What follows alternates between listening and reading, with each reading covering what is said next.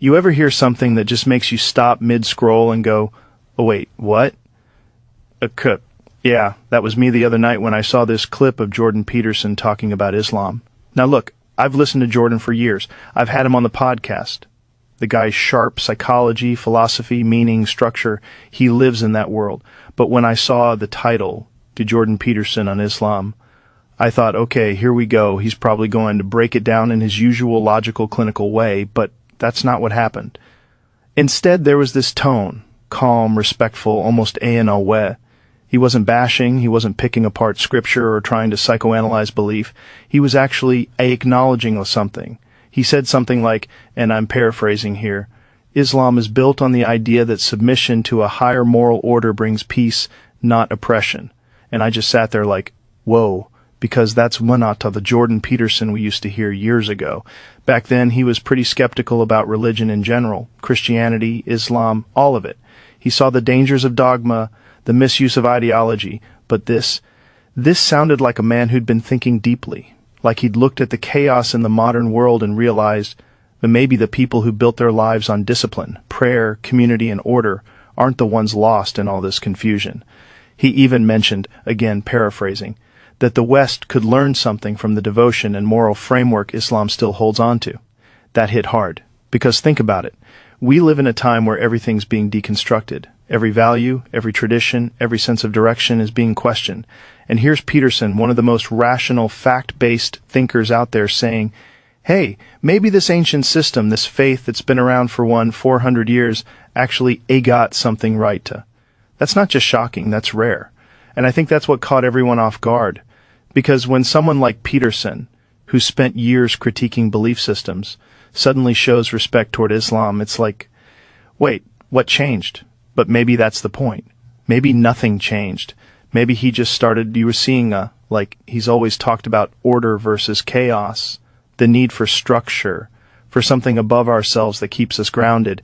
And if you really look at it, Islam's entire foundation is about that. Surrendering ego to something higher, discipline, prayer 5 times a day, charity, family, it's all built around aligning yourself with something beyond your own desires. And man, that's also rare in modern culture right now. We're drowning in narcissism. Everything's about me. My truth, my brand, my freedom, no boundaries, no humility. And when you strip all that away, you're left with emptiness. So when Peterson says Islam offers a kind of moral architecture that's missing in the West, I get it. I really do. And you can feel in his tone that he's not trying to convert anyone. He's just recognizing truth when he sees it. You don't have to be Muslim to respect that level of structure. Just like you don't have to be Christian to understand the value of forgiveness. These things are human truths. EA. What's wild is how uncomfortable people get when someone like Peterson says something positive about Islam. It's like, wait, we're allowed to respect everything else except that? The moment someone breaks from the script and says, hey, maybe Islam isn't what the headlines say it is, suddenly the internet loses its mind. And that tells me something. It tells me that the narrative's been way too one-sided for too long. Because look, you can't talk about global civilization, philosophy, science, art, without acknowledging the massive influence of the Islamic world. There's a reason Peterson, a student of ancient wisdom, would see that. The balance, the order, the reverence for knowledge. He even mentioned, and this stuck with me, that the Islamic concept of God, this oneness, this unity, is something deeply philosophical. It's not primitive, it's structured, intelligent, and in his words, a coherent moral vision. That's huge coming from him. And you can tell he's not just talking religion, he's talking, hey, civilizational balance. Like, how do we live meaningful lives without falling into chaos? How do we create societies that value responsibility, family, truth? Islam's been answering that for centuries. So maybe this wasn't Peterson changing his stance.